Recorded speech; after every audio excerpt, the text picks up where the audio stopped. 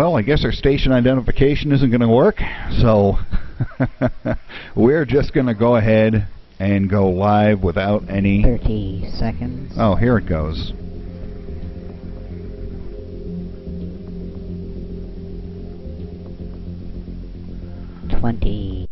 Seconds. 15 seconds. 10 seconds. 5, 4, 3, 2, 1. In your face, all over the place.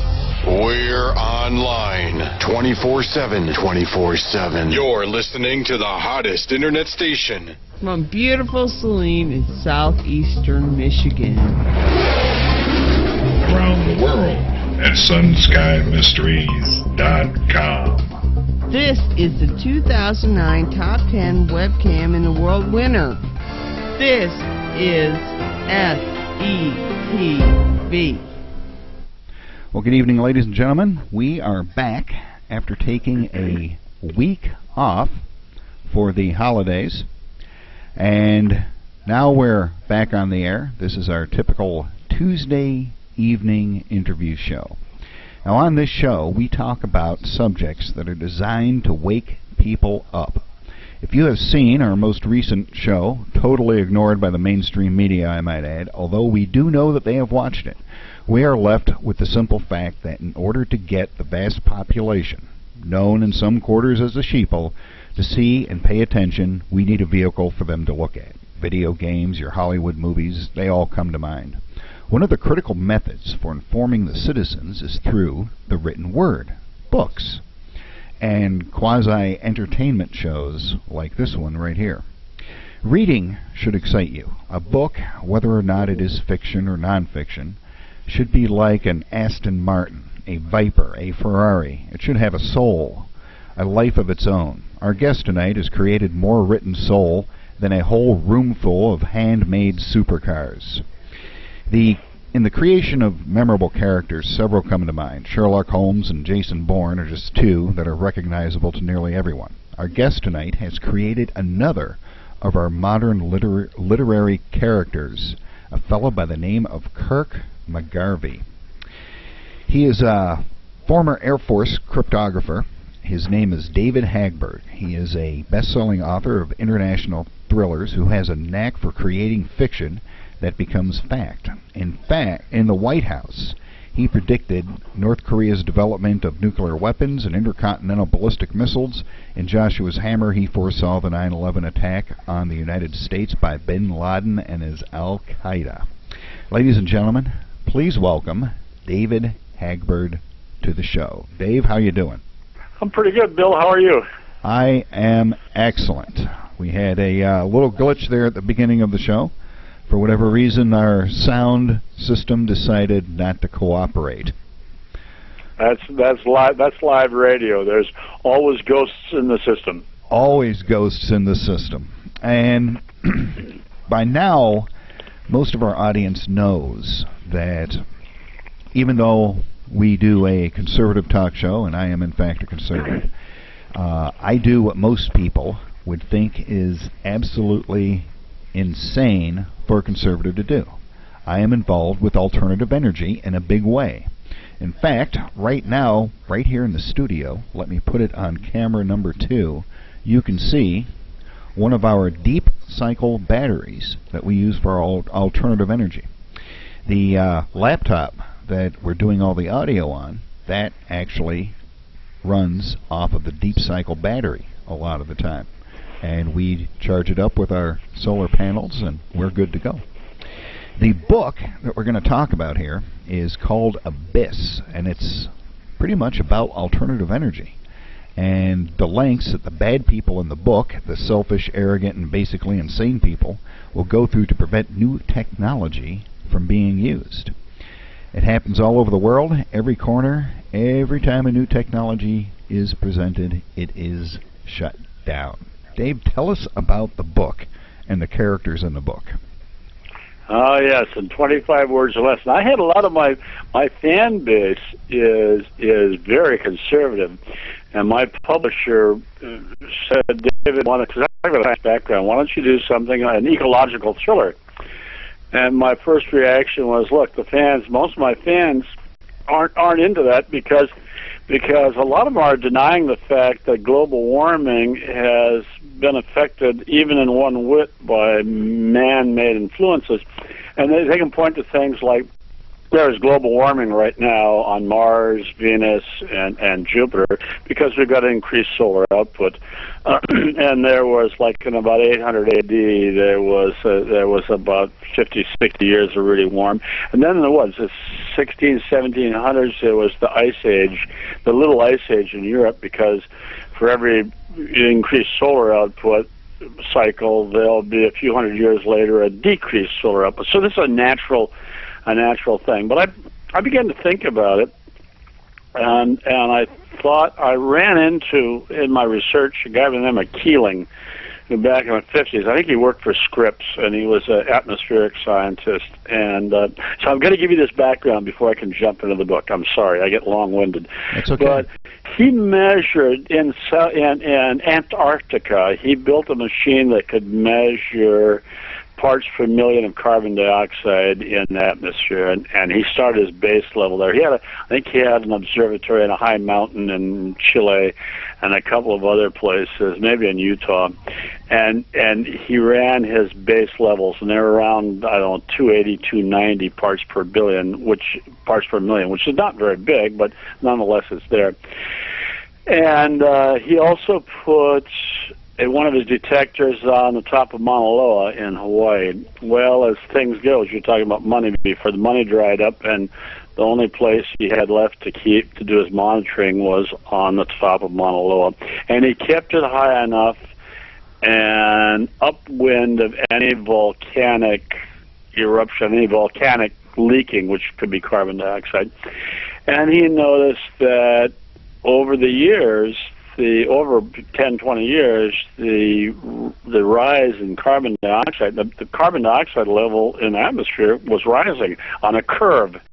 And as a matter of fact, the curve was accelerating. It was getting steeper and steeper and steeper.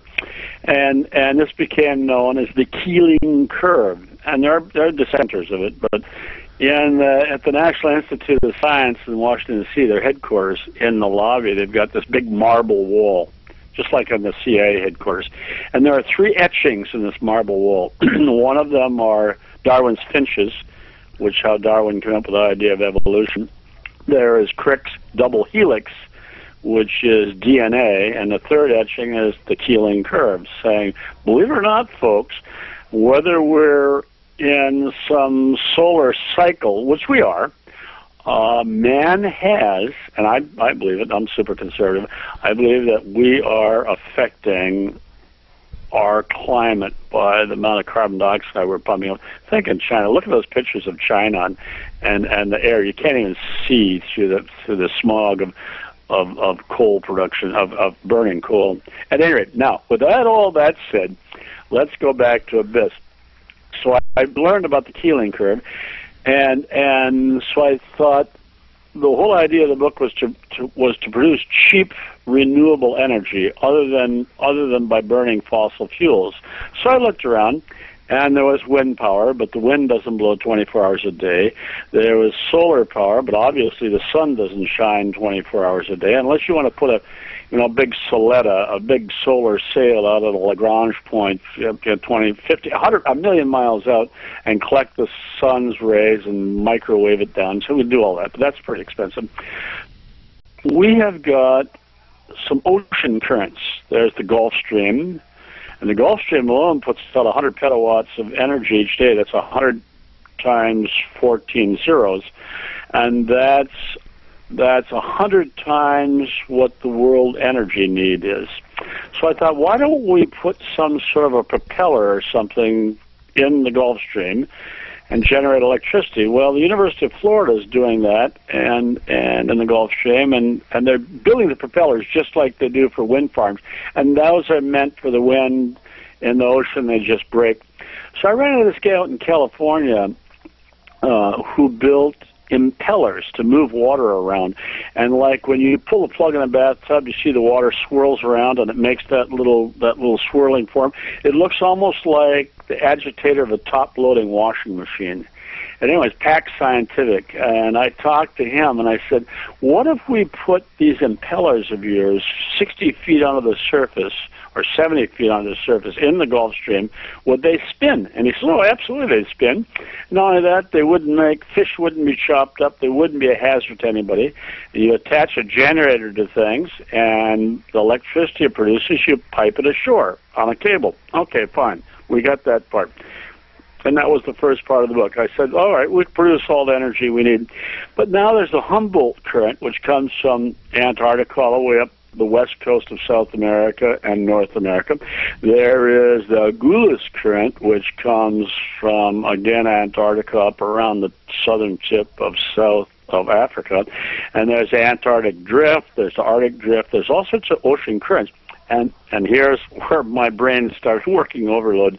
I said, so we're producing electricity, but to take energy out of the Gulf, produce electricity out of the Gulf Stream, we're going to reduce its energy. We're going to take a minor, millionth of a percent of energy out of each of these currents.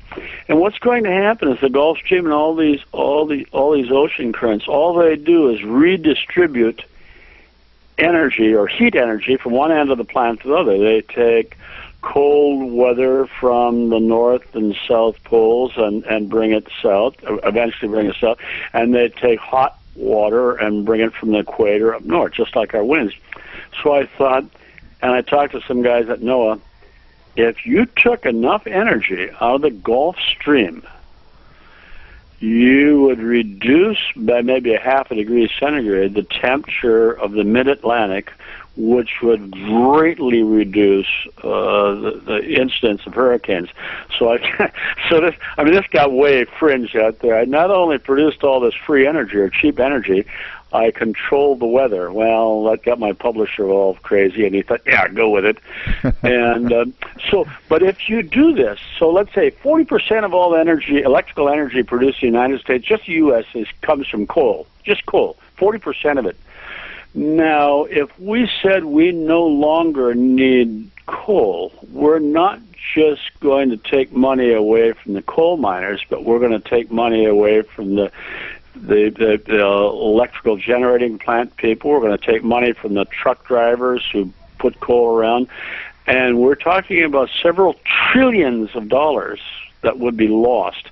And when you start talking trillions of dollars, you get people really upset. So right off the bat, in fiction as well as me personally, I had a lot of enemies writing such a book. Say, who do I think I am?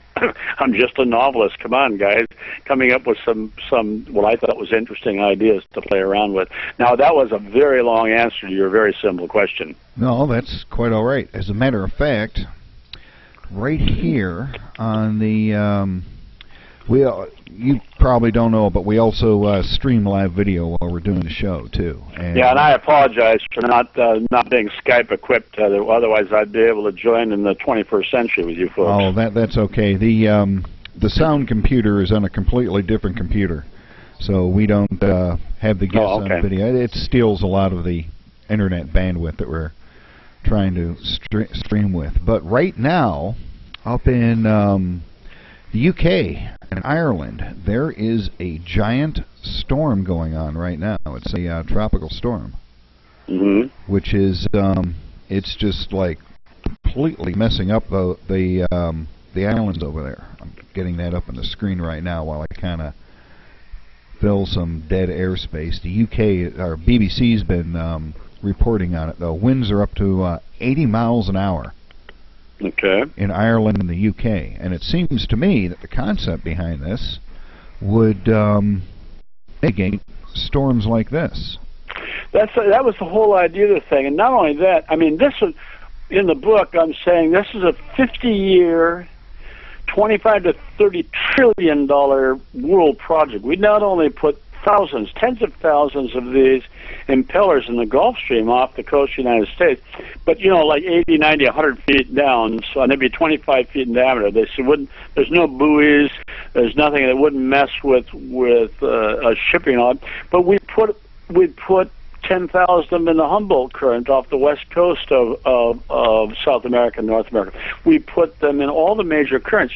Now, they would all be coordinated through an international control center, let's say in Geneva, Switzerland, where not only would the amount of power taken out be what the world needed, a bigger problem is how to distribute the power, but it would also be a computer balancing act of what it did to the weather, because what you take away from one place, you're going to give to somebody else.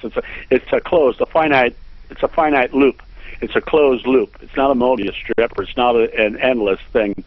So if you cool down weather here, you're going to warm it up somewhere else, because we've got to keep the same conservation of energy, entropy. We're going to keep the same energy here in the system. What we're doing with this, what I'm positing is we're just going to redistribute the energy so that you don't have so many tropical cyclones here or so many hurricanes there. You're not going to eliminate them. You're just going to mitigate. You're going to slow them down, stop them. I mean, Florida, we all live in Florida, and we need tropical storms from time to time to replenish our aquifer. Which tons of rain, 20 inches of rain in 24 hours. That's fine. Little flooding, but mostly it's going to do our aquifer. What we don't need is Katrinas and stuff like that with 130, 140 mile an hour winds and 20, 30-foot storm surges. So we could stop that. And if it's almost science fiction, I mean, all the science fiction books I read as a kid about controlling the weather. Okay, it's 3 o'clock. It's going to rain now for 15 minutes. That kind of a thing. Yeah. Only I was more real. I tried to be more realistic in Abyss. The science was correct to a point that the science was correct. The technology, we're not there with the technology. We're there with the technology. We're not there with the national or international will to go into some kind of a project that would be bigger than the Panama Canal was on the world when it was done. This would be a major, and we're not there. We're not there yet. There's not enough Antarctic ice melting, and the glaciers in the Himalayas are melting like crazy. And within about 20 years, Pakistan, India, and all those countries over there are going to be in major water wars, because the melting glaciers, the melting ice off the Himalayas, does the Ganges, the Indus, and all the major rivers, which used for irrigation and food and growing things. And when the water starts to run low, there are going to be some shooting wars going on out there. I'm going far afield. I'm sorry. No, that's quite all right. I mean, you thought this out quite a bit farther than you get from reading the book. How far? What would have to happen in order for? Well, obviously, it's going to have to be the governments that are involved in this. How far? What would have to happen to get the governments to actually spend the money to do something like this? Because what you're saying is, I'm doing another book now, 2 books actually, with former North Dakota Senator Byron Dorgan, and I'm a conservative, and he's raging. He's my token Democrat, but the guy's very, very bright, and I have a great deal of respect for him. And he was the lead on alternate energy in the Senate. He was 30 years in Congress, and what I'm positing, and it's again an energy wars kind of thing, and it's the 2 books are called Energy Wars. It's Venezuela, who is mad at us anyway, and Chavez is a Looney Tunes, and Iran, Ahmadinejad, is just hops up and down with hate for us. And they go on an energy war against us, which causes us real money and wakes us up. We need a wake-up call. $300 a barrel oil, so we have $20 or $25 a gallon gasoline for starters. We need something. You know, Roosevelt decided we were going to be isolationist, and the whole country wanted isolationism in the 30s, late 30s, until Pearl Harbor came, and that jumped us into World War II, which eventually got the Manhattan District Project, which developed the nuclear weapon, the atomic bomb, which ended the war in Japan. And it was this catastrophic thing. A lot of people think the U.S. was kind of complicit in Pearl Harbor. I'm not quite sure about that, but Pearl Harbor did jump us into the war in the Pacific. So we need, I guess, I hate, bite my tongue and slap me silly, but we almost need something that's even far more horrendous than 9/11 to wake us up. What do you think the possibilities of that are? I think they're huge. It scares the hell out of me. There's an old Chinese proverb, which I've always loved, said, and this is a curse. The curse says, "May you live in interesting times." And we sure do. And this is the best of times, the worst of times, Dickens' Tale of Two Cities. Right. But this is a terrible time, I think, for humanity. We're at a crux. My book, Abyss. We're at the edge of this abyss. It's a terrible time for people. It's a wonderful time for storytellers and novelists. I get these conventions or book signings. Say, "Mr. Hagberg, how do you come up with their ideas?" I said, "Well, just open your eyes and take a look at the 6 o'clock news or read a newspaper." Well, look around us. It's almost chaos. Your show is surrounded by idiots? Yes. we definitely are. Oh, most assuredly. Every time I turn on the television, I just shake my head and walk away. Yeah, we're surrounded by, what's really amazing is the average person that you run into. They're what we call them. They're sheeple. They don't get it. And all of this stuff is happening around the world, and something's got to happen eventually to get Most us. people don't read newspapers anymore. They're not. My kids have 4 children, all grown up, and they grew up. I was going to be a theoretical astrophysicist and be a writer, and so there was always people who were either in the arts or in the sciences. They were surrounded by these people, and my books are called geopolitical thrillers. Right. And so I'm interested in what's going around the world, and yet my kids are. They're not dumb. They're smart, but they realize. I said, "Well, let's ask Dad. He'll know," rather than looking it up. I mean, even Wikipedia, for the God's sakes, it will give you a base to go from. And which scares me. Thomas Jefferson said that the only way this democracy gig's going to work is if we have an educated electorate. And I was a newspaper reporter again, I'm getting a little far afield, but surrounded by idiots. I was a newspaper reporter as a kid a cub reporter in Duluth, Minnesota. And this is in 1968. I just dated myself, but I remember in a Minneapolis newspaper, a Sunday supplement, they were talking about the difference between high school graduates in 1968 or 69 versus 1908, 60 years earlier. I saw that.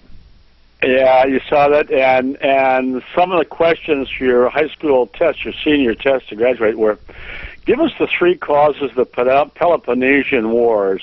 It went on and on and on. And, like, the kids then hadn't, in the 60s, that's worse now. They had, what's the Peloponnesian Wars? It was totally amazing to me, and it just blew me away. Again, I'm sorry, Bill. I'm just going so far afield. I'm rambling. We like that. We actually like that on this show because we don't have the guests on for just a one-word answer. I hate those people, and it's like. Okay. Well, I'm a fiction writer. I don't get started about 50,000 words in. Yeah. Where was I going to want to go with this? I have no idea because we're all over the place. Yeah. Most of our guests, about halfway through the show, they've killed off half the human population anyway. So we're doing good. Okay, let's put this another way. Okay, let me go in this direction. I've been called a lot of things, But for a lot of readers, they have lately, maybe the last 15 years, have sort of accused me of being maybe a closet Pollyanna, in that back in the 80s and 90s, spy novels or whatever, which I was writing, the ending was always a Jean Le Carré and stuff like that. The ending was always kind of dark and sad. The hero of the book was screwed over by supposedly the good guy. The good guy turned out to be the mole. He turned out to be the one who stabbed you in the back. But then we got Columbine. We got drive-by shootings. You can't go to a McDonald's, for God's sakes, without the possibility of somebody opening fire or whatever. And movies and novels starting about the 90s, I guess the early mid-90s, began as novelists, as fiction writers, we began to realize that life is tough. Life is, can turn around and bite you in the butt real easy. Yeah. So when people come to entertainment, they'd like to either chuckle a little bit or they'd like to have a happy ending. So in my books, like I did a book called Joshua's Hammer, in which Osama bin Laden hits us. Well, he doesn't actually hit us. It right down to the last few seconds, my hero, Kirk McGarvey, saves the day. So my books, when I tell at book signings, I say, hey, listen, you want to read one of my books, sit back, put your feet up, pour a glass of wine, and come along with me. I'm going to tell you a story where there's good guys and bad guys.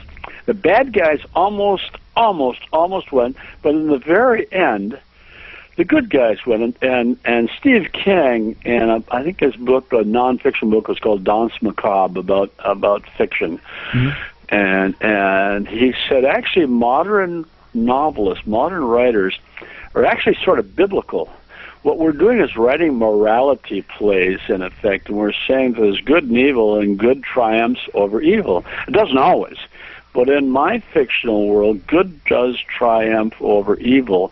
And so, taking that the next step forward, and I didn't lose my train of thought after all, the fact is, we were talking, before we started out about SETI and all that, Search for Extraterrestrial Intelligence, and that with all our radio telescopes and like, we have not detected any radio signals from anywhere, and I can't remember the name of the guy who did the computation that said, if there was a billion stars, there had to be at least one planet, and a billion planets had to be, went on and on. There should be a whole lot of radio chatter out there, and it isn't. And it could very possibly be that when civilizations like ours become advanced enough to produce energy by coal or by fossil fuels, to invent nuclear weapons, that we more often than not kill ourselves off one way or another. And so the universe is really empty of anybody advanced much beyond us. And I don't believe that. I am not only a Pollyanna in my writing with happy ending, I have a huge faith and I'm sounding, I don't know, well, whatever. I have a huge faith in human being, the resilience of human beings. I've been watching the news tonight with Iowa caucuses and stuff like that, and the dirty attack ads against Gingrich and all the Republicans fighting and imploding with each other. And I thought to myself, I can't be mad about this or upset, because that's exactly the way democracy was designed, where everybody bitches at everybody else and tries to find fault, and the cream hopefully more or less rises to the top. So I have and we've survived global thermonuclear war, which is a real. It was real. The countdown clock was a minute before midnight, and we survived that to this point. I have a real optimism about us as human beings, because I need people to buy my books, for God's sakes. Yeah, can't make a living if everybody's dead. Yeah, right, exactly. Now, in Abyss, I just got done reading that, as a matter of fact. I downloaded it, and I spent the whole weekend reading it. It's a pretty darn good book, I must say. I've got to go out and get all the other books now. But in the end of the book, a lot of the characters get killed off. Yeah. Yeah, the one I was on a panel once when I was very early in my career. This would be the early '80s. I mean, when was that? It'd be the late '70s. And I was on a panel at a convention, writers' convention in Milwaukee with Mickey Splin. And Mickey Splin told me, Hagberg, he said, always write the first scene of your book in such a way that the readers want to read the rest of it. Write the last scene of your book in such a way the readers want to buy your next book. And if the plot sags, kill somebody. And the more important the person you kill, the better it's going to be. And so I tend to the good guy, the really good guys end up alive at the end, you know. But you got to pop off a few every now and then. I mean, this is fiction, remind. Right. It's like a movie except in written form. I really enjoyed the book, especially a lot of the science in it and the basic plot of the book at the end is that this gal has won a Nobel Prize for this water turbine, right, that she has been testing, the same one that you saw out in California. Right. And an oil company, to save face apparently, has given her an oil platform, and there's a big attack by a bunch of freelance terrorists. Which I intimated but didn't really show you that same oil company helped finance the attack. Yeah, I got that part. A lot of little stuff going on in the background, and a lot of the main characters got killed, and it turned out that one guy that you thought was a good guy really turned out to be a bad guy. I loved it. I was like the Ringer. Oh, that was great. I saw that coming from a mile away. Oh, good. I'm glad. I saw that one coming around. I said, as soon as one of the characters started talking about, at one point, the person that was paying to have everybody killed, we got somebody on the inside, and I said, I know who it is. Honest to God, now we're on radio with internet and all that. Did this make sense to you? This book, this basic story, make sense to you? Yeah, it did. I mean, it's the concept, I think, like you said, is scientifically sound, because they're trying to do this sort of thing to create energy. I don't know if slowing down the Gulf Stream is really the best idea. Well, yeah, I mentioned it just very briefly because I talked to some people at NOAA, and they said, yeah, these big grand things could work, but be careful of unintended consequences. Right. You know, again, we're in a closed, finite system. The weather system is closed and finite, and works pretty good the way it is right now.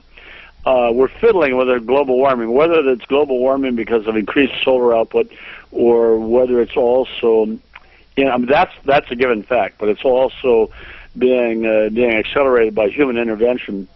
Whatever the case may be, the system does what it was. The physics of it is the way it was designed. I mean, that's just the physics. It works that way. Redistributes heat. So if you begin to mess with that system, you have to be prepared for unintended consequences. Like if you seed clouds in Arizona to produce rain, it's going to take that rain away from Arkansas. Right, or Texas. Or Texas, or wherever, downline, because our weather in the United States and this continent goes from west to east. So you screw with weather in the west, it's going to have consequences in the east.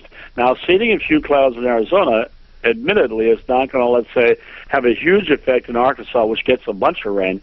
But on such a global scale, I mean really global scale, is trying to not only extract energy, but change the weather. Be very, very careful. And I said, well, sort of blithely, I guess, I said, this is just fiction.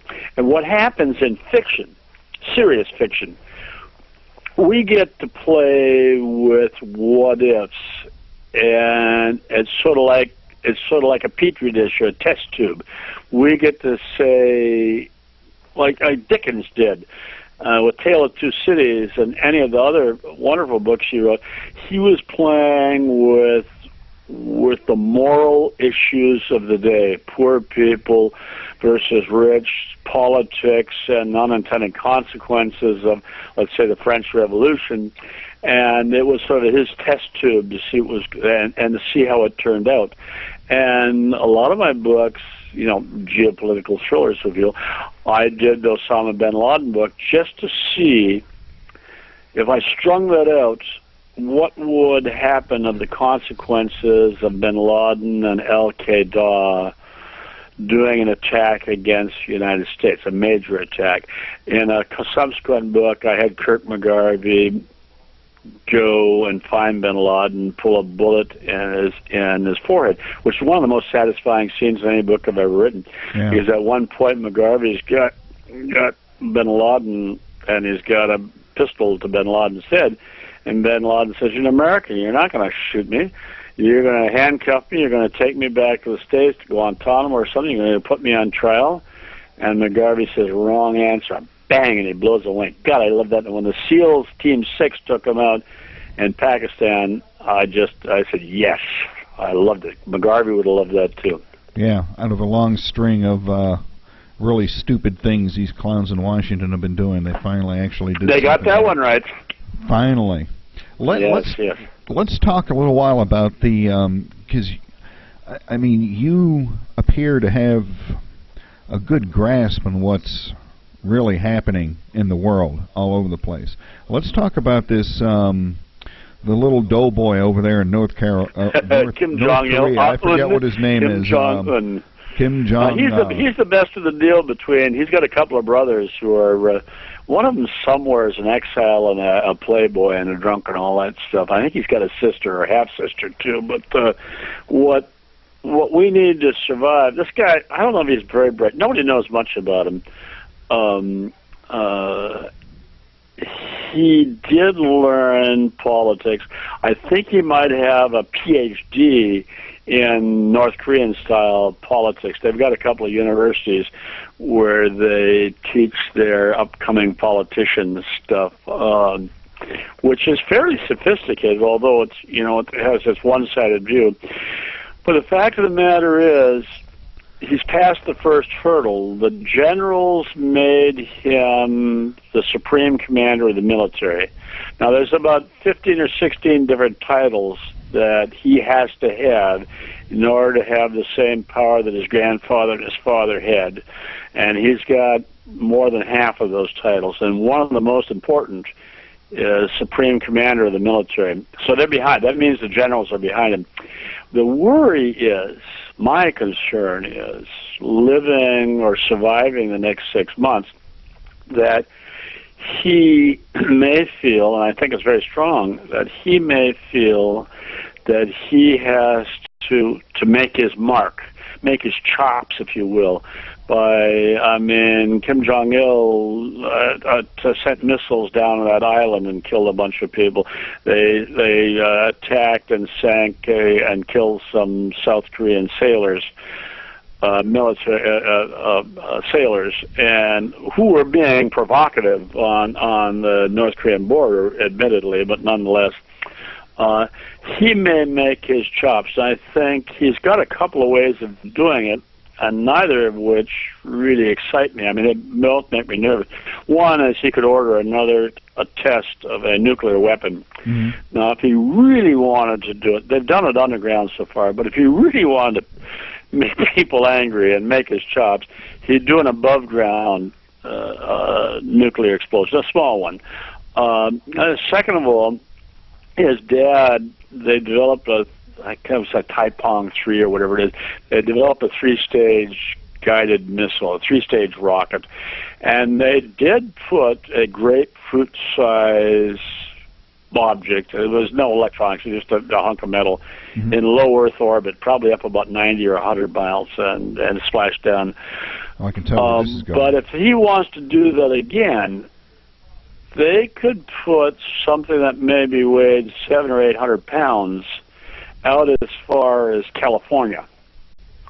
Now, it doesn't have to be anything, it's just a lump of metal. They could put that out and splash it somewhere between Hawaii and California. The second step is the nuclear weapons. What they have now are just these garage-sized things. They're huge. To weaponize them, to make them like our W-88s or whatever, which don't weigh very much and they can fit on the head of a missile. Mm-hmm. If they got to that point, where they get down to 700 or 800 pounds, and they've demonstrated that they could put 700 or 800 pounds and lift it out to the west coast of the United States, now we're in a whole new ballgame. Even worse, Iran doesn't have nuclear weapons yet. North Korea does. Yeah. And North Koreans are absolutely bonkers. So that's my concern. And we'll see what happens in the next 6 months. Like an EMP? You think? Pardon me? Think maybe they might try to do an EMP attack? No, they don't have the sophistication for that. To be an electromagnetic pulse attack means you have to loft your. Ideally, you'd loft a nuclear weapon 22,500 miles up, which is a long ways out. That's in geosynchronous orbit. That's where most of our communication satellites are sitting. Mm-hmm. Most of our communication satellites aren't like down by the space station, 200-300 miles. They're way the hell out there. So that 22.5 is called geosynchronous. That means you put a satellite in orbit 22,500 miles out from the center of the Earth, and it will stay at the same position relative to the Earth. In other words, it'll hang over New York, it'll hang over the Pacific, and that's where our constellation of communication and military satellites, most of them are. Mm-hmm. Our keyhole satellites and stuff are lower than that. But you need to loft. It wouldn't have to be a big one. Just loft a small nuclear weapon that far up and just blow it off, and the EMP would wipe out all these satellites with no problem. But you don't have to do that. The Chinese, well, I don't know if the Chinese can. There's Russians and French could and all that. But the Chinese have demonstrated, and the Russians have, and they're ahead of us in laser. They could blind the satellites at 22.5 with just a laser, one at a time, pick us off one at a time.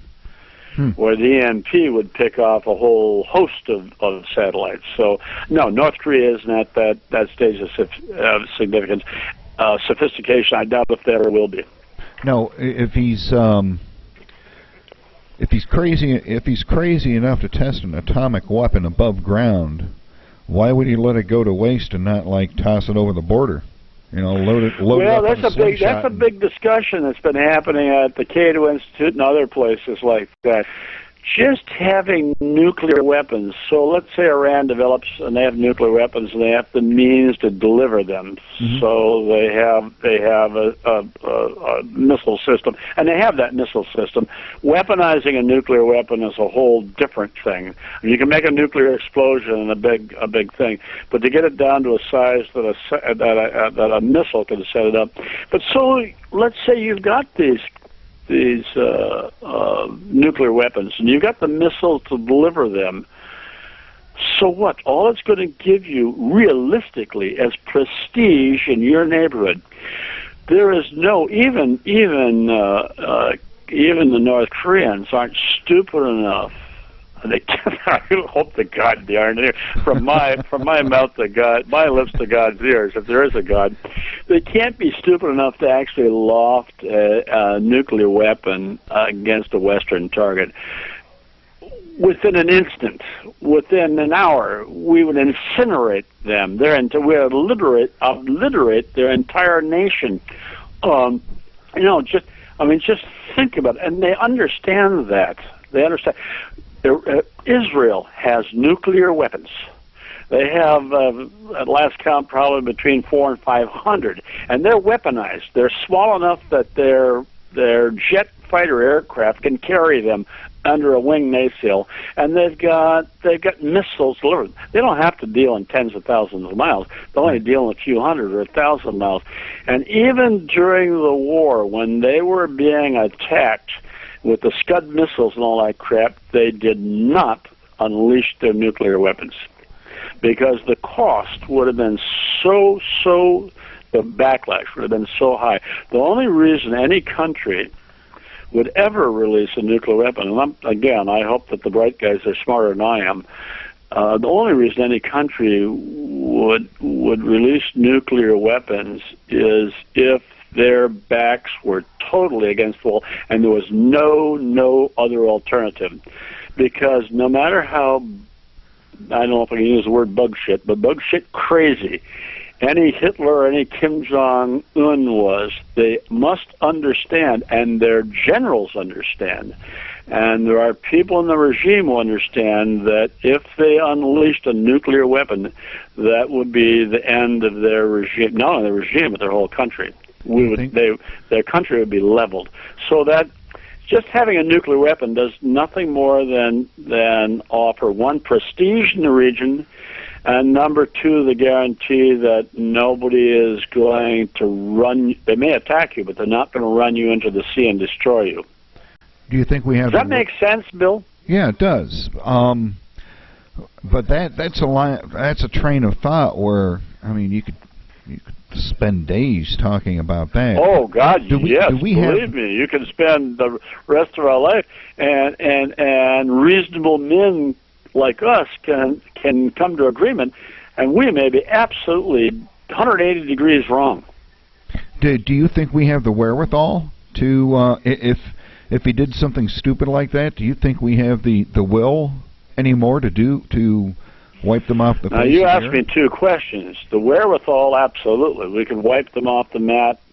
We've got, I don't know, several thousand left. You know, the disarmament thing, we still have several thousand left. Mm-hmm. Just an Ohio-class ballistic missile submarine has got more firepower in that one submarine, and we have a couple dozen of them, than all the weapons ever expended on the entire world in every war that was ever fought in the history of mankind. By a factor, just in that one submarine.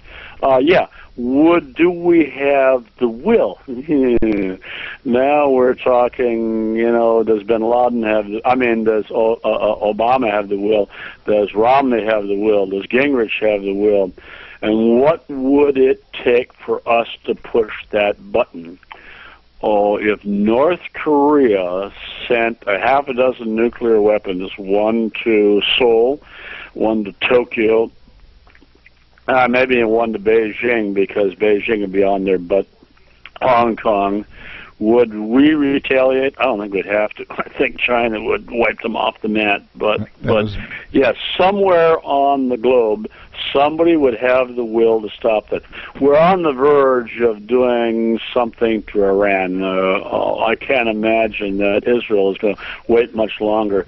Israel, for about 15 years now, has been on lobbying the U.S. government to have what they call bunker-busting bombs. They're these big, humongous. They're the biggest explosion, non-nuclear, that's ever been developed, and they're in hardened cases. And what they do is, you drop them from 10,000 feet, and they're big, humongous things. They burrow way the hell underground through hardened concrete and all that, and then they blow.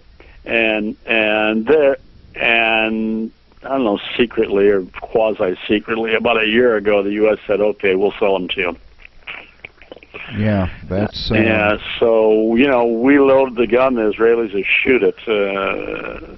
So have the wherewithal, yes. The national will, it's going to be more subtle than that, I think, Bill.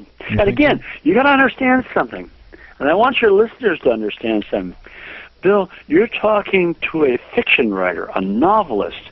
If I don't, and I told you that before we started, if I don't know something, I'm going to make it up. Right. Well, you're doing a good job because it all makes sense. Yeah, if it doesn't make sense to me, then I don't write it, and I don't. And I hate to say this, but I'm 69 years old, and I joined the Air Force when I was 17, and for some reason my brain was wired by birth to understand cryptography. And so the Air Force said, okay, kid, I joined when I was 17, no college or anything yet, but I did a lot of reading and math and physics and stuff, and we couldn't do homework. It was a year-long course. You couldn't take homework home with you from back to your barracks. It was all classified. So you either got it or you didn't get it.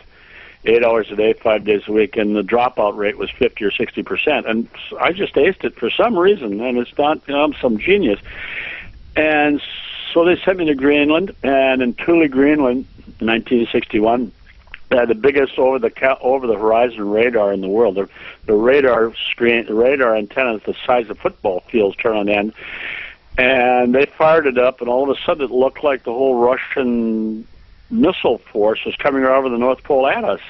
And it's way too coincidental. A couple of engineers ran out, and they looked, and the moon was out there just rising, and we had bounced radar signals off to the moon, and we were getting the returns. And wow. So I was 18 years old, impressionable. I got to Germany. We built the largest crypto center in the world, and what had been a Nazi bunker. This is in 1963, and guys from the CIA and guys from the National Security Agency who nobody had ever heard of were running around. I'm drinking with these guys, and I was just this impressionable kid. And man, I had a little BMW, I had a German girlfriend. I had died and gone to heaven. I was in hog's heaven. And that Hemingway in the 20s in Paris, living with all other writers, and that he went away from that, and he called that his movable feast, because he fed off that experience. Well, my Germany, my Air Force, 7 years in the service, is my movable feast, and it got me into geopolitics, got me into I know more about, let's say, what's going on in Russia and Iran than I do about what's going on in my own city and state elections. So I'm an inverse politician, if you would. And so I've been studying this stuff and thinking about it, reading about it for a long time, over 50 years. Well, it seems just judging by the history of your writing, and you know, even though it is fiction, I think you're making good enough guesses that people can see that you got a good head on your shoulders, and you're understanding the geopolitical atmosphere. I hope so. Because it's a never-ending source of fascination to me. And again, I'm no genius, for God's sake, but we moved into this house. We're in Sarasota, Florida. We moved into this house about 6 years ago, as the real estate boom is really coming up in Florida and elsewhere. And the owner said, okay, we want, I can't remember what the price was, we want this number if we'd like to sell the house. And I said, I tell you what, I don't want to buy the house. I'd like to rent it for a couple of years. And I said, okay, fine. We'll take the rent, and we'll sell it to you later. And I thought, this can't go on. People were buying houses, let's say $500,000 houses, who could only afford $200,000, with the sure knowledge that in a year, and they couldn't afford a mortgage, but the sure knowledge that in a year, if they just hung on, the house would be worth twice that. And they'd sell it, make this big profit, and then buy two more. Well, I thought, it's like a Ponzi scheme. This can't go on. And I said, the house that we are in right now is not worth that kind of money. So I'll rent for a while. And so we did go bust. And I thought, Hagberg, you're just a fiction writer from Florida, for God's sake. If you could figure this out, couldn't the guys at Fannie Mae and Freddie Mac and Bank of America and all this, couldn't these folks see that coming, or didn't they give a damn? Weren't they more interested in just short-term profit and say, just let the chips fall where they may? Bingo. I sound like a Sunday school preacher, for God's sake. No, that's for years, at least 2 or 3 years before the big bust happened, I would be driving down the road and I'd be looking at everybody with these Escalades and the brand new houses and all these subdivisions, and I thought to myself, there's no way there's this many people that are making $250,000 a year at their job that they can afford all of this crap. You're right, exactly, because they leased all this shit, and it was good. The toys were going to be taken away, and it was going to happen. You could see it. Yeah, you could see it coming from a mile away. Absolutely. I know people that had to declare bankruptcy and lost their house. They lost their butt on their house. And then, I want to feel sorry for them, but I don't, because they were speculators, damn it. And they could see this as just as well as it was pure naked greed. That's all. I'm sorry, you got a lot of people made a lot of money, They knew when to get out. The character in my book, Abyss, knew when to get out, and she made billions. So she could see that this was happening. But I know I'm not some guru, for God's sakes. Again, I'm just some novelist from living in Florida. But I'm like you, Bill. We saw this stuff. Some of it's so obvious. You just see it coming from so far away. Yeah. Again, for me, the .com boom back in the 90s. I mean, I saw that coming from a mile away. I said the money's not there. I mean, you hit the magic word, Bill, I think, and the word is boom. Yeah. Nothing booms forever. It's like an explosion. It goes boom and then it settles down. It's got to. Now, what do you think of the theory that these bubbles are manufactured? Oil bubble, the housing bubble, the internet bubble? That's probably a tough one. I think that, again, it's like global warming. There's a certain I don't know if there's such a word as cyclicity to it, but there's certain cycles to this kind of thing. We had the gay 90s, the 1890s, and everybody was stoned on cocaine and laudanum and stuff like that, and the stock market was up and then it busted. Then the roaring 20s, the jazz age, and then we had the Depression. And so, I mean, these things go up and down. So does global warming and global cooling. Now, on top of all that, does man's footprint on Earth influence global warming? Absolutely. With the same token, was there somebody manipulating and manufacturing these bubbles? Yeah, I think so, to an extent, absolutely. Let's play with the market a bit, and we know it's going to go up, we know it's going to go down, so we're going to be canny enough to build it up, make a bunch of money, and then get the hell out when the time is right. Is that? Do I think that's true? Absolutely. Yeah, like the oil bubble a couple years ago, where the price skyrocketed up. Yeah. But speaking of oil, speaking of oil, that's a whole fascinating subject in itself. Yes, you, by your own admission, are more into world geopolitics rather than your local geopolitics. What the heck do you think is going to happen with the Fifth Fleet and all those aircraft carriers and everybody loitering around near the Straits of Hormuz? What do you think? That's just bluster again. I think we were talking about this earlier, that U.S. every politician will say something, some bluster that is meant for his or her constituents, and in reality they'll say something else. Like Ahmadinejad and some of the generals are saying, we're going to close down the Strait of Hormuz. And just recently, that aircraft carrier, I don't know, it was the Vincent or whatever it was, left in its normal rotation, and some Navy admiral says, and that won't come back, it'll never come back here again, it'll be held to pay. Well, that's a bunch of baloney. Nobody believes. They do not have, even if they had the will, they do not have the military capability to stop us coming into the Strait of Hormuz and defending it. They simply don't. We have 13 aircraft carrier groups, and an aircraft, that's more than all the rest of the world put together by a factor of 2 or 3. An aircraft carrier group is not only an aircraft carrier, it's all the AWACS aircraft, it's destroyers, it's guided missile frigates, it's 2 or 3 Los Angeles-class nuclear submarines out about 200-300 miles away. It's an awesome force. Iran, it's not a pimple on anybody's hind end. They could shoot somebody and hurt somebody, but it's not a possibility that they could do us anything serious or stop our oil. Stop oil. There's 40% of the world's oil goes through that strait, and there's not a chance they'd interrupt it for more than an hour or two, if that. They just don't have the power.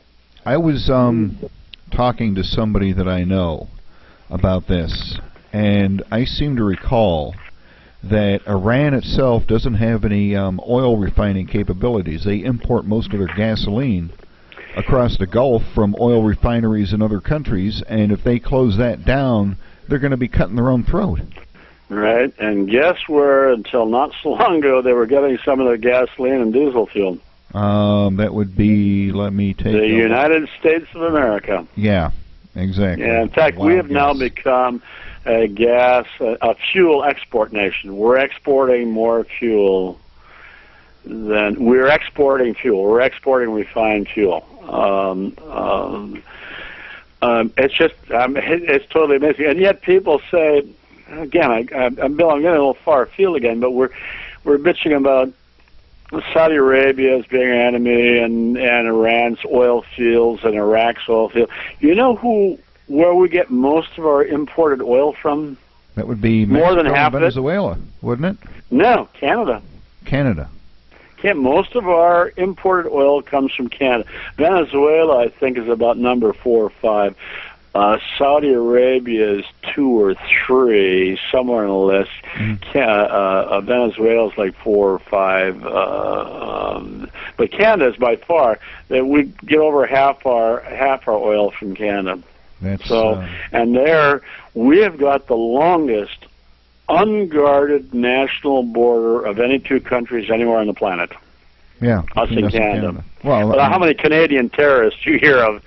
Not many. I mean, they're basically we're a lot like Canada and the United States, I think. Oh, absolutely. I've known many Canadians, and I like them all, especially the girls. Yeah, I haven't met a girl I haven't liked. Yeah, but getting back to the Middle East, who do you think anybody's going to try to stop Iran from making nuclear weapons? Yeah, Israel. It's an imperative that Israel stop. They cannot. Okay, here's the extension of political will. Too. Give me the time frame. The United States says, and we've said it vocally, we've said it all over the world, Iran will not develop a nuclear weapon. Period. But we are not going to put boots in the ground in Iran. We are not going to even drop a bunker-busting bomb. But we will sell bunker-busting bombs to Israel, because Israel has a greater imperative. Iran's a hell of a lot closer to Israel than it is the United States of America. And Iran has made it very clear they want to wipe Israel off the map. Oh, yeah, and Ahmadinejad has said the Holocaust never happened. I mean, and a lot of that's bluster too, obviously, but we're just living in a fascinating time, Bill. It's terrible for the world. It's wonderful for writers. Yeah. Do you think the sale of the planes to Saudi Arabia has got something to do with this? You think the Saudis? Oh, everything has to do with everything else out there. Everything is all interlocked, and we play nice with Saudi Arabia and give them some airplanes that are not state of the art. They're not like the F-22 Raptor or the B-1 or B-2 bombers. They're good workmanlike jet interceptors. They use as bombers too, bomber interceptors, and they're fine. Saudi Arabia is not interested in projecting any military will other than to its borders. The Saudis are very, very careful about not projecting any military force beyond their borders. What they're saying to Iran right now, what they're saying, and what we're saying to Iran by agreeing to sell the F-15s to Saudi Arabia, is that, yep, you got the right to defend your borders, but not beyond that. Because that's another thing that I guess a lot of people don't understand. That, so let's say we sell a dozen F-15s to Saudi Arabia. Mm-hmm. All right, now they got them. If we don't sell them the spare parts, they're worthless. Right. If we don't sell them the technicians to send the technicians to train their technicians to keep them, it takes a whole group of technicians to keep one jet fighter in the air for more than a day. A huge amount of people, technical expertise, and spare parts. We've done that. We've done the same thing. We've done it to Israel. If Israel didn't want to do something for us, we'd withhold spare parts, and that was, okay, you win, we'll do this for you, send us the spare parts. I seem to recall that happening, a couple of years ago now? Yeah. Well, it's happened more than once. It's happened ever since the first wars, and then Yom Kippur War and the 6 Days War and a couple of that. and whatever. If they didn't after Pueblo and a couple of other things they did. No, that was North Korea, but whatever. Was it the Israelis attacked one of our ships, one of our spy ships, by mistake, supposedly. And so we didn't withhold aircraft purchases. We just withheld spare parts. They're more important than the aircraft. Yeah, you got to have the parts to fly them. Got to have the parts, and they burn up parts like crazy. And they go on a mission, and they come back, and they have to be refurbished, and they need all sorts of spare parts, from little screws and nuts and bolts to you name it. Yeah, engines, avionics. Yep, so everything. Much smaller level than engines or avionics. You know, it's one blade and one turbine in an engine that has to be replaced. Yeah, something teeny. With the Canadians, do you think that we're actually going to build the oil pipeline, the XL pipeline? Well, here I'm getting in trouble, whatever. But I've never been timid about speaking my piece. Yeah, we damn well better build it. Yeah, we need the oil. We better build it. We need the oil. I mean, come on, There's guys. your answer, folks. How many pipelines are already crossing the United States? How many highways? How many airports near neighborhoods? I mean, this is a part of modern life. We better do it. I read someplace just recently. There's something like, what is it? Almost 200,000 miles of oil and gas pipelines in the United States now. And let's talk about putting nuclear materials in semi-trucks, 18-wheelers, and running them across the United States. Not plus the trains on. Yeah, this is daily life. And what's real quiet is that the last couple of missions, the missions out to the moon, and a couple of other missions, the power generators on the spacecraft, the power generators are not solar, they're small plutonium nuclear generators. And people there, I don't know, about 10 years ago were just incensed that we would put something nuclear and try to launch it because if it crashed, it would kill everybody. But of course, these the little small nuclear reactors, nuclear power systems are very, very tiny, you know, like the size of a bread box or whatever, and they're so hardened that they could crash and burn and flame and not release any nuclear material. They're pretty safe. Yeah, NASA just launched. I think it was the moon probe. Yeah, there's two of them out there. It's a gravity probe. In fact, I'm doing a book with NASA, and I was just at Goddard Space Flight Center at the end of November, beginning of December, and talked to some really seriously bright people, to the Webb Space Telescope and all that, and theoretical physicists and stuff. And we were talking about what the two satellites that are going to orbit the moon, they're there, and they're going to orbit the moon about, I think, 25 or 30 miles above the surface, right behind each other, like I don't know, 100 kilometers or something behind each other. And what they're measuring very, very, very accurately is the gravity of the moon. If there's something very dense, let's say under like metal or something, the gravity is going to be stronger. And they're going to do this map of the moon. And there's some questions why the back side of the moon has mountains and the front side doesn't, or vice versa. And they have a feeling that our moon was a product of two moons hitting each other and merging. And there's all sorts of other interesting things going on up there that these two satellites are going to figure out for us. And they're if I'm not mistaken, they are in fact nuclear powered. Yeah, absolutely. Yes, absolutely. Yeah, because I remember there was. But that controversy has died down. Yeah, quite a bit. That Mars probe that the Russians couldn't seem to get off first base with was also nuclear powered. Yep. But you know, there's these guys at Goddard at NASA that we were talking about this, and they said, yeah, the Russians just had the bad luck. It could be something, just some little relay, some switch froze up and it didn't work. And they said, we've had our own embarrassing mistakes. We sent a probe that was supposed to land on Mars, I don't know why I'm laughing about this, because it was billions of dollars, a lot of money. And one of the scientists, one of the engineers working on it, plugged in miles per hour rather than kilometers per hour. Yeah, and the thing... and it just whizzed right by, and that was the end of that. Yeah, it just went right on by. Hi, bye. Yeah, well, yeah, so mistakes are made. So what's your next book going to be about?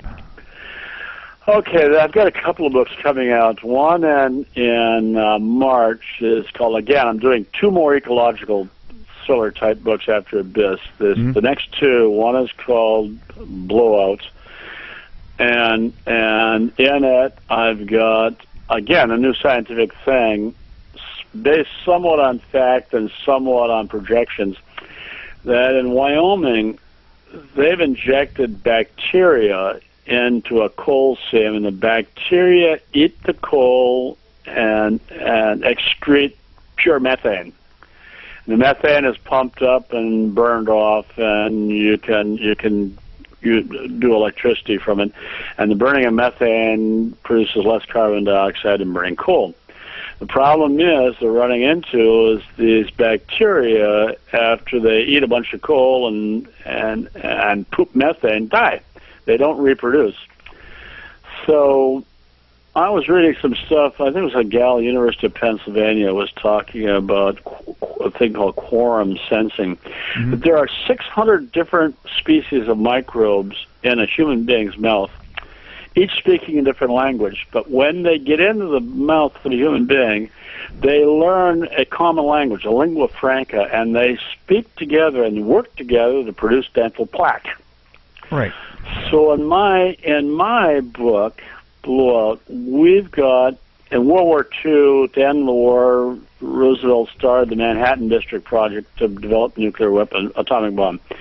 Well, in this one, the president, 5 years before the book opens, develops a project called the North Dakota Initiative. And out in the North Dakota Badlands, there's a coal seam out there, a bunch of coal, and this CDC scientist has come out with a way to talk to microbes, like Pavlov dogs, to teach them an Esperanto. And so they put the bacteria in the coal seam. She talks the bacteria with this gadget, chemically. The bacteria eat the coal, excrete methane, and then have a party and reproduce, and the whole system works. Well, again, like an Abyss, the oil and coal people say, no, you're going to displace trillions of dollars a thing. We don't want this alternative energy. So there's a big sabotage and murders and all that. That comes out in March. But then that's not Kirk McGarvey. My character, Kirk McGarvey, I decided to lighten him up a little bit. So I've got a book coming out called Castro's Daughter in August with Kirk McGarvey. In it, Fidel Castro is on his deathbed, and he calls his illegitimate daughter, who he has never acknowledged, who is she's a colonel in the Cuban intelligence service, and on his deathbed says, Cuba's salvation is going to depend upon you and Kirk McGarvey. You have got to get Kirk McGarvey here to Havana and have him get our salvation. Well, save the people. And it turns out that, I'm not going to give away the whole book, but in the 16 and 1700s, with the Spanish conquistadors and the Spanish in Mexico and all across the Caribbean stealing gold and silver from the natives, they were shipping it back to prop up the Spanish government in Madrid, and the monks in Mexico, mostly went through Mexico City, through Havana and then to Seville, wanted to save some of this money, a lot of it, for the Vatican, so they swiped a bunch of it, 20% shrink. This is true. And the monks took it north into New Mexico to a place called Jornada del Muerto, the Journey of Death, and they secreted billions of dollars worth of gold and caches there. One has been found, and San Vittorio Mountain, or Vittorio Peak, you mean in real life? And it was found. It was actual truth. And so now McGarvey gets involved, and there's double plots and triple plots, and we get the Fort Knox. and I've got the sequel I'm working on now. But I'm having fun with it. It's sort of a old-fashioned treasure hunt, and I'm having just a ball with it. No geopolitics to speak of, but just an old-fashioned treasure hunt. It sounds like it. I'm glad to see McGarvey's going to get lightened up a little bit, because he was holding on pretty tight in Abyss. Yeah. And he was close to the and edge he's there. probably going to get, for the next book, he's probably going to get, I don't know, can you say get laid on radio? Sure, you just did. Oh, okay, he's going to get laid anyway. And poor Kirk, he needs it. Yeah, he's a pretty stressful guy.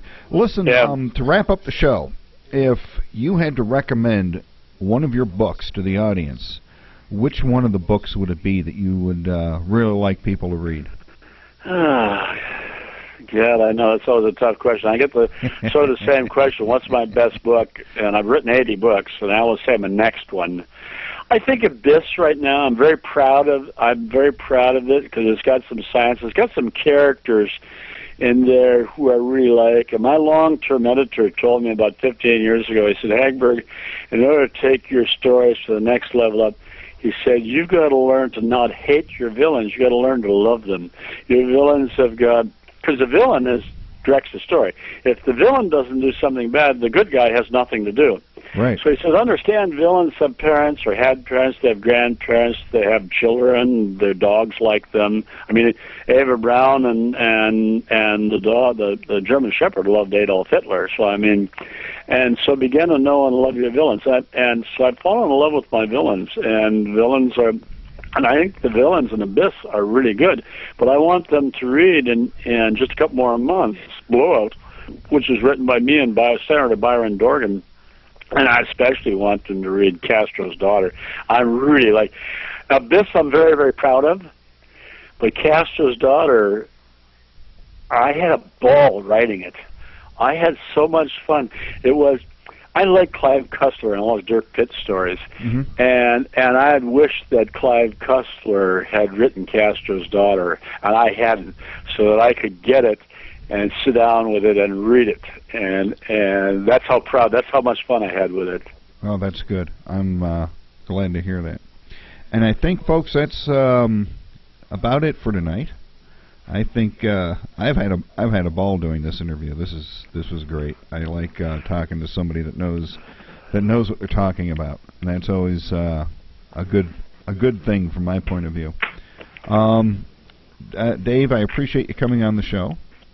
I appreciate you having me, and it's always fun. My kids stopped listening to me years ago. They're adults now, and they actually get some. Said, Dad, we've heard those stories before, and so it's kind of fun to talk to some new people. And you're just a fabulous host. I mean, you did a bang up job. Yeah. Oh well, I don't know. It's what I do. You do it well. Put a few beers in front of me and a camera, and I'm good to go. Hey, that's why I knew we get along so well. I was sitting here sipping a white wine, so. Well, that's good. Now, folks, this show will be up on YouTube, and we'll have the MP3 available for you to download and listen to.